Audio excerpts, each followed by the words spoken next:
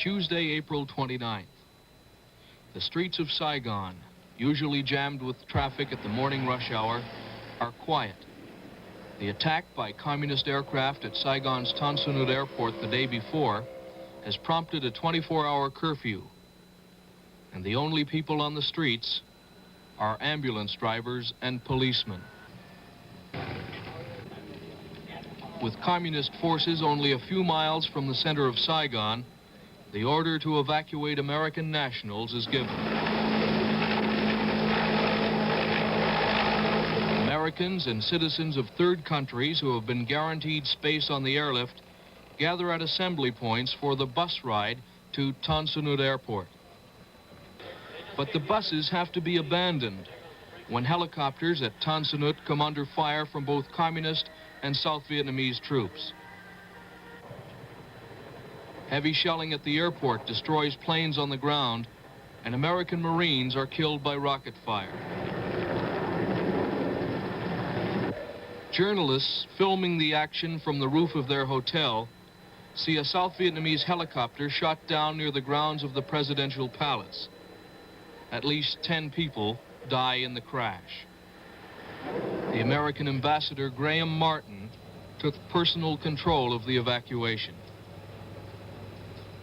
Marines used smoke to signal helicopters they should land on the lawn behind the embassy walls, where they would be protected from ground fire.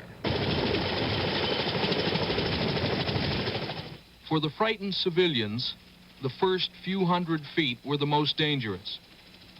After that, they were out of range of rifle and pistol fire.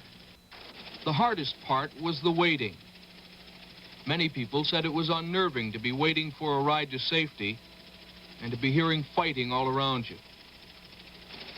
There was always the fear that the fighting would end the helicopter.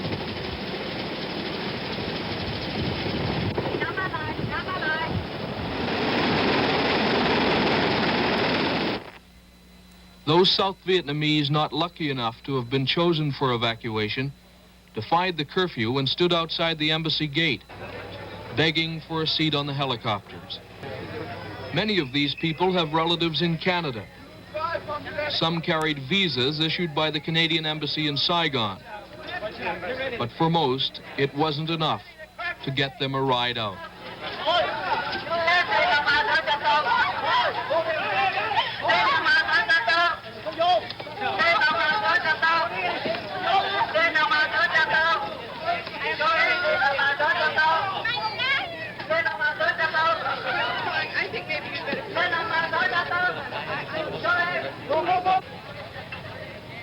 Embassy officials feared the crowd might again storm the gate, so they called in Marine reinforcements.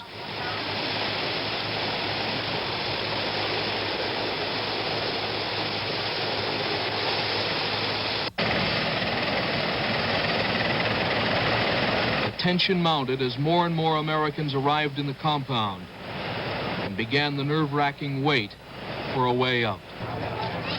Americans who in better times flocked to the embassy pool for relaxation were back again. But this time they were anything but gay. As evening approached, Ambassador Martin emerged to join the others in making the flight to an American aircraft carrier some 40 miles offshore.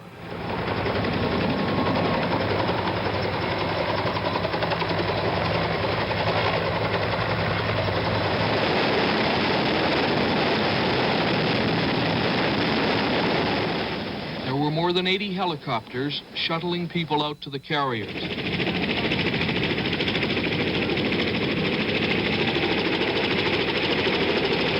Everyone was searched before being allowed to join the other evacuees. South Vietnamese Army pilots flew their families to safety aboard the carriers as well. But because there wasn't room to store their helicopters as well as those flown by American pilots, the Vietnamese were forced to ditch their aircraft at sea.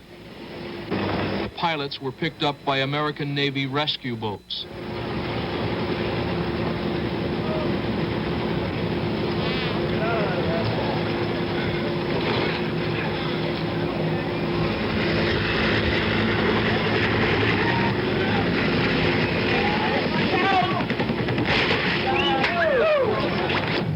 dusk fell on Saigon, helicopters were still taking people out of the embassy compound. In all, approximately 7,000 people, most of them Vietnamese, were airlifted to safety during the 12-hour operation. Desperate Vietnamese remained at the embassy gate, hoping against hope that they too would be evacuated. But for them, there was to be no flight to safety.